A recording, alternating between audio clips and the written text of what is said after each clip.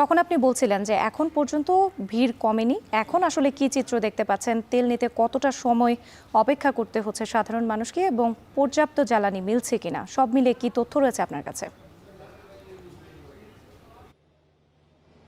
রাত্রি প্রথমত আপনি যেটি বলছেন যে ভিড় কমেছে কিনা, ভিড় কমার কোনো সুযোগই নেই। কারণ আমরা সেই সময় যে সকল পেট্রোল পাম্পে ছিলাম সেখানকার যে চিত্র, এখন আমরা যে পেট্রোল পাম্পে রয়েছি সেখানকার চিত্র একই রকম। বরং এই পেট্রোল পাম্পে যে জ্বালানির গাড়ি যেটি রয়েছে সেটি এসেছে 11টার দিকে।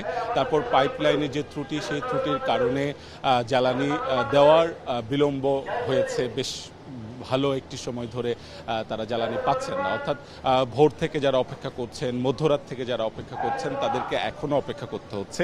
এখানে একজন গ্রাহকের সাথে আমি কথা বলছিলাম, তিনি রাত 1টা থেকে লাইনে দাঁড়িয়েছেন, এখন পর্যন্ত তিনি অপেক্ষায় আছেন কখন জ্বালানি পাবেন। অর্থাৎ তিনি বলছেন যে তার হয়তো 2টা 3টা বেজে যেতে পারে তার জ্বালানি পেতে। সেই ক্ষেত্রে 12-13 ঘন্টা তাকে অপেক্ষা করতে হচ্ছে জ্বালানির জন্য। গত কয়েক সপ্তাহ ধরে আমরা জ্বালানির যে চিত্র দেখেছি পেট্রোল পাম্পে গিয়ে সেই চিত্রটা একটা ভয়াবহ জায়গায় ধারণ করেছে। আজকে ছুটির দিন, সেই ক্ষেত্রে সাপ্তাহিক ছুটির দিনে এসেও আমরা দেখছি যে জ্বালানি পাওয়ার ক্ষেত্রে